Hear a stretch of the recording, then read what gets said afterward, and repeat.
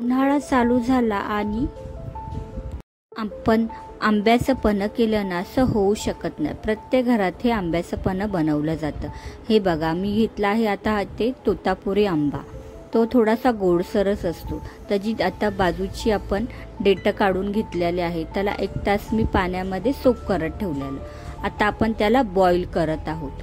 Boil करूया आपण मस्तपैकी. हे बघा आता तो बॉईल झालेला आहे. त्याचा कलर बघा, कलर पण चेंज झालेला आहे.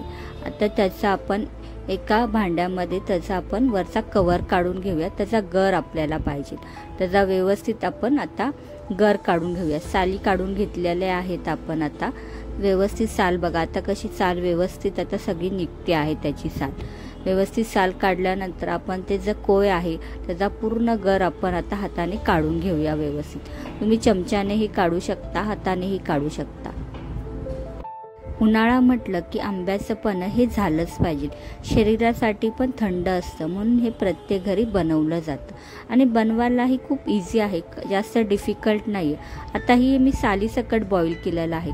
तुम्ही वरची प्रॉपर साल काढली, त्याच्यातली कोय काढून घेतली आणि फक्त त्याचा गरच तुम्ही बॉईल केला तरीही चालेल. म्हणजे तुम्हाला ते डायरेक्ट त्यातलं पाणी काढून तो तुम्हाला ग्राइंड करता येईल.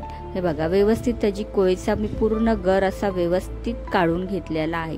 त्याच्यानंतर आपण वरची साल आहे त्याला पण गर आहे तोही आपण चमच्याच्या साहाय्याने काढून घेऊया. बघा व्यवस्थित कसा मी काढलेला आहे. त्याच्यामुळे तो एकदम व्यवस्थित निघतोय. बघा सालीला अजिबात काही गर लागत नाही.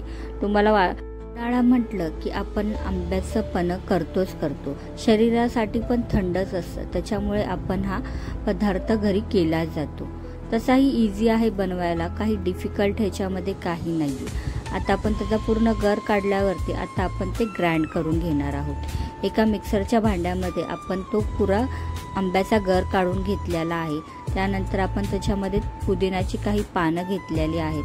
त्यानंतर चवीनुसार गूळ घेऊया. साखर किंवा गूळ हे दोन्हीपैकी काहीही आपण घेऊ शकतो.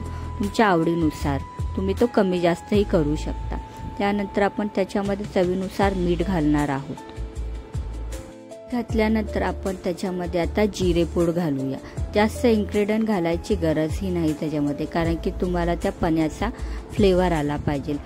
जिरेपूड घातल्यामुळे थोडासा चटपटीतपणा येतो पन्हाला. आता आपण हे सगळं ग्राइंड करून घेऊया.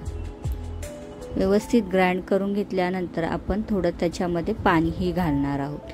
बघा एकदा ग्राइंड केल्यानंतर कसं ते झालेलं आहे.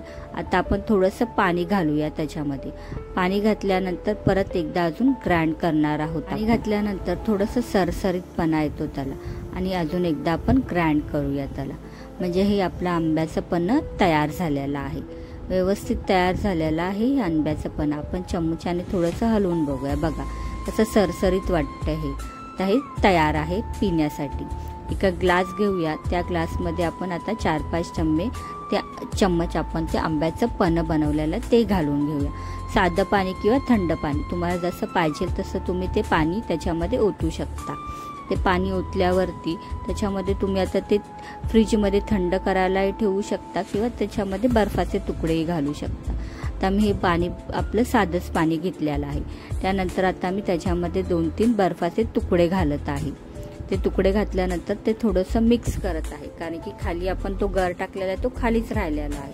त्याच्यामुळे आपण तो व्यवस्थित आता हलवून घेतलेला आहे आणि आता हा आपला आंब्याचं पन्ह तयार झालेला आहे. पाहुणे येणार असेल तर थोडा वेळ फ्रीजरमध्ये आपण त्याला व्यवस्थित थंड व्हायला ठेवू शकतो. हे बघा किती सुंदर वाटत आहे आणि हेल्दीही आहे पिण्यासाठी. त्याच्यामुळे गूळ घातलेला आहे त्याच्यामुळे आणखीन हेल्दी झालेला आहे. कशा प्रकारे आपल्या आंबपन्ना तयार झालेला आहे.